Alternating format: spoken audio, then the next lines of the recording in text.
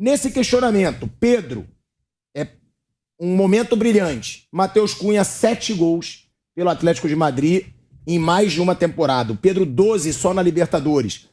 Claro, tem um nível de enfrentamento, a Europa é mais difícil, mas dá pra dizer que hoje o Pedro é mais jogador que o Matheus Cunha, mesmo ele estando no Brasil e o Matheus Cunha num grande da Europa? Eu acho que eles são jogadores de nível muito próximo ali. Um mais de área, o outro movimenta mais. O Matheus pode jogar até pelo lado, se for necessário. Ele pode jogar.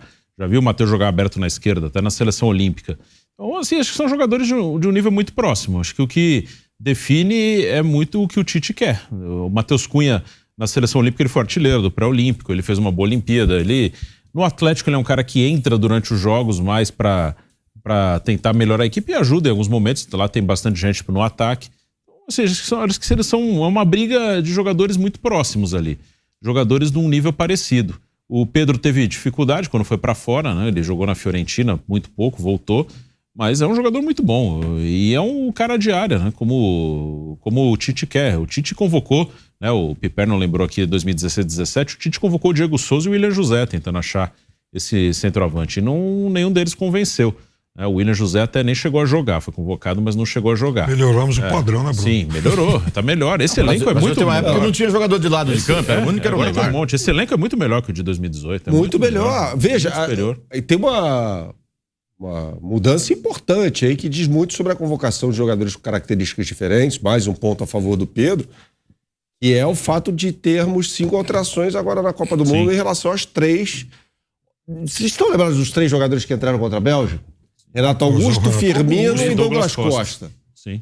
Olha o que o Tite tem hoje para mudar. E se fossem 5, vamos lembrar o que tinha. Ele não tinha mais muita opção, não. Era o que estava no banco, o Tyson, né, de atacante. Sim. E aí já... O Fred mais ou menos. Mais ou menos. Aí, e do meio pra frente eram só esses dois. Porque o Fernandinho tava jogando, porque o Casemiro tava suspenso, e o resto eram os defensores, né? Claro que hoje tem 26, né? Mas hoje ele tem muita opção. E até pensando aqui, se ele levar só um lateral direito, que eu acho bem possível, 3 goleiros, 3 laterais, 6, 4 zagueiros, 10. Ele tem 16 vagas do meio pra frente. 2 laterais, você está contando os laterais esquerdos. Para 6 posições. Se ele não levar um segundo lateral direito, que eu acho ele teria 16. Contando os 4 volantes, Casemiro, Fabinho, Fred e Bruno Guimarães. 14 jogadores. Sobram 12, né? Eram 16, sobram 12. Aí ele pode... vagas. Vai ser para 4 posições. 12 caras. E aí eu acho que ele tem 4 de lado que ele vai levar. Rafinha, Antony, Vinícius e provavelmente Rodrigo. Aí já cairia 12, 11, 10, 9. Já cairia para 8. A conta é a seguinte. Richarlison, Jesus, Neymar. Pedro, 8. Vão 9 de ataque? Acho que sim. Ou 10.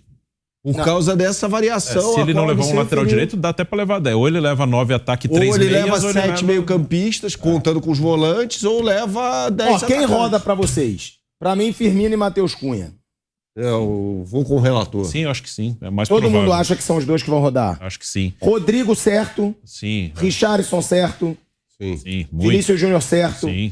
Rafinha certo. Certo. Antony certo. Neymar não precisa nem falar. Gabriel Jesus, Pedro. É isso. Acho que é isso. São esses, então. E até, se não tem mais uma vaga. Felipe Coutinho é certo? Não sei.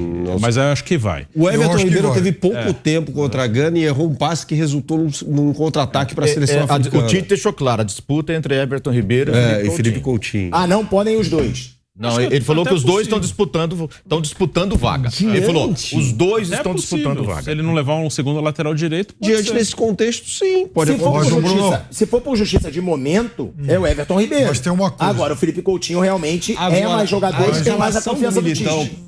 Fala aí, Pepe. O Tite deu uma pista para nós, naquele dia que ele veio aqui, quando ele trouxe aqueles quadros, aqueles gráficos, falando sobre o que ele imaginava do meia e justificando, inclusive, o fato de, naquele momento, o Rafael Veiga não ter sido chamado.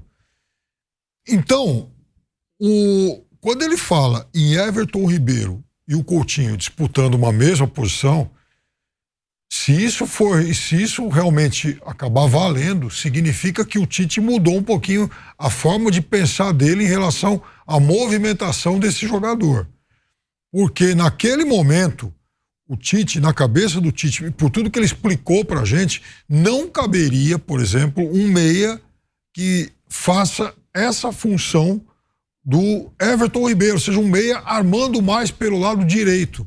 O Tite, ele estava mais preocupado, inclusive, com a movimentação vertical desse jogador, com a chegada à frente, com a capacidade de recomposição e de jogar mais por dentro. Não era tanto uma preocupação voltada para ocupação de espaço lateral, coisa que o Everton Ribeiro faz melhor do que o Coutinho, inclusive. O Coutinho já é um jogador mais central e na cabeça do Tite era um jogador para fazer mais essa movimentação vertical, de chegar e voltar, avançar e recompor. Então... É que eu não sei se ele tinha na época já Rafinha e Antony e o Paquetá, que ele usa demais nessa faixa direita. Quando ele faz esse meio campo, Casemiro, Fred cobrindo ali mais para a esquerda, o Paquetá não pela esquerda, mas pela direita e o Neymar flutuando ali no meio. Pode ser que ele tenha buscado nesses jogadores de frente alguém que faça a função mais aberta. Mas eu ainda acho que tem lugar para os dois, principalmente se ele não levar um segundo lateral direito. Mas vem cá. Mas se tiver aqui um dos dois, você acha que vai quem? Coutinho ou Everton Ribeiro? Acho que é o Coutinho. Mas vem cá. Mas vem cá, ele não levando um segundo lateral, ele não leva um outro zagueiro. O Militão vai de reserva para a lateral direita e na vaga que ele abre, ele na zaga, ele não leva mais um zagueiro? Pode levar o Bremer, que para mim entrou bem contra a Gana, e o Gabriel Magalhães. Pode acontecer. Agora é importante citar aqui os contextos e as variações táticas desse time. Se o Brasil joga com Militão e Alex Telles, isso diretamente tem influência no ataque. Porque o Brasil necessariamente tem de jogar com 2 pontas. Sim. Aí não existe essa possibilidade, Zé, de o Paquetá jogar aberto pelo lado esquerdo, como deve ser no jogo contra a Tunísia. Não existe essa possibilidade. Por quê? Aí vai ter jogador que vai para a linha de fundo, tá certo? Aí ele precisa jogar com Vinícius Júnior e Rafinha. Ele precisa disso. A escalação do Militão, se acontecer na Copa, e deve acontecer, o Tite falou sobre isso, implica uma seleção mais ofensiva do meio para frente. Isso tem uma consequência direta ali no sistema ofensivo da seleção brasileira.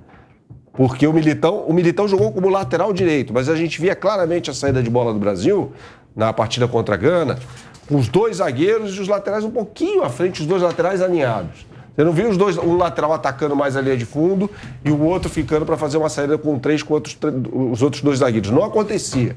Acontecia a saída com os 2 zagueiros e quando havia troca de posição, geralmente o Thiago Silva se adiantava bom, o Casemiro baixava para ajudar no processo de saída de bola. Isso aconteceu umas 2, 3 vezes naquele jogo. Falando do primeiro tempo, né, que foi quando o Brasil rendeu mais. Que foi o que valeu. Exatamente. No segundo tempo ele fez mais observações ali. Então, se o Militão, e para mim o Militão vai como lateral, um híbrido, né, mas um jogador, eu concordo com o Bruno ali, com uma alternativa para ser lateral e ser utilizado durante a Copa do Mundo com frequência até... Até por isso, pode haver mais jogadores de ataque convocados. Sim. Então, acho que até por isso abre uma vaga para levar os 2. O Coutinho e também o Everton Ribeiro. O Everton, exatamente. Sim. Por isso que eu acho que eu estou apostando na ida dos 2. Porque são 2 jogadores de características diferentes. Isso, exatamente. Um vai ser o armador pelo lado direito, o outro o armador que gira mais, cumprindo essas funções. O Coutinho seria meio que reserva do Neymar, não que seja impossível jogar com os dois. Lado esquerdo. Exatamente. Isso aí, perfeito. E o Tite gosta dos 2. Ele gosta do Everton Ribeiro e gosta do Coutinho. São 2 caras que ele gosta. É que às vezes não vai ter vaga para todo mundo que ele gosta, mas são 2 caras que se ele puder levar os 2, eu acho que ele gostaria sim de levar os 2. E tem uma coisa, na época da convocação, o quanto o momento vai pesar. Por exemplo, hoje, não fosse esse belo começo de temporada lá no Liverpool do Firmino, ele já estaria descartado, eu acho. Talvez não estivesse nem nessa convocação. É que ele teve um começo surpreendente. Fez uma temporada ruim, a passada, né, e de repente começou muito bem. De repente o Tite falou, opa, olha o Firmino que eu conheço aí. Olha o velho Firmino aí, preciso dar uma olhadinha nele de novo com mais carinho, né? Tá fininho, tal, tá se movimentando bem. E talvez na convocação também, o Pedro vai estar jogando no nível que está agora, né? O Matheus Cunha tem possibilidade de melhorar? Não tem? Vai estar na briga? Não tá? E serve também para outros jogadores, né? Essa convocação deve ser imediatamente depois da final da Libertadores. Então, 7 de novembro está previsto. Esses fatores vão interferir. Ou seja, pouco mais de uma semana depois da final da Libertadores. Imagina o Flamengo campeão. Pedro faz campeão gol na com o final. Pedro fazendo 2 gols, o Everton Ribeiro batendo bolão na final, Isso cara. aí. Pro Everton Ribeiro, essa final vai contar demais. Tinha um jogador que trabalhou comigo. Não, ó, eu digo o seguinte: acho que o Gabigol tá fora. Também Todo mundo não, acha. totalmente Agora, o fora. Gabigol faz gol pra caramba nas finais da Copa do Brasil, decide a final da Libertadores. Apelo, vocês acham que é impossível. Só vai servir para aquele torcedor fazer o book lá. Enfim, Gabigol, Mas vocês acham que é impossível? Eu acho que tá fora. Tá sim. fora. Mesmo com apelo popular, porque eu também acho que ele tá fora. Ele teve Mas muita suponha, oportunidade. faz os gols decisivos contra o Corinthians, faz gols decisivos contra o Atlético Paranaense. Tá Ele fora. teve muita oportunidade jogando fora de posição. Ele jogou quase que como um secretário de lateral direito na partida contra o... Acho que foi contra o Paraguai, jogando lá no Defensores del Chaco, contra o Chile. Chile, exatamente, que o Brasil venceu por 1-0. Ele jogava... Aliás, ele e o Vinícius Júnior jogando como secretário de lateral naquela partida. Então, assim, ele teve oportunidade. Se ele foi bem aproveitado ou mal aproveitado, aí são os questionamentos que a gente pode fazer. Eu acho que ele foi mal aproveitado. Dito isso, ele teve mais oportunidades do que o Pedro, por exemplo. Sim. Né? Eu queria chamar a atenção para isso também. Não sei se vocês perceberam esse posicionamento do Vinícius Júnior no primeiro tempo do jogo contra a Gana, em que ele atua de forma diferente em relação ao trabalho dele no Real Madrid. Quando ele é um jogador claramente de escape, é o jogador mais avançado do Real Madrid, no momento em que o Real Madrid se defende, ele fica à frente do Benzema, inclusive. E nesse jogo do Brasil contra a Gana, ele voltava não para fazer linha de 5. O Brasil não fez linha de 5, tá? Mas ali, como homem, imediatamente à frente do Alex Telles. É um posicionamento diferente em relação ao do mas Real eu acho que Madrid. tem uma lógica nisso aí, Bernardo.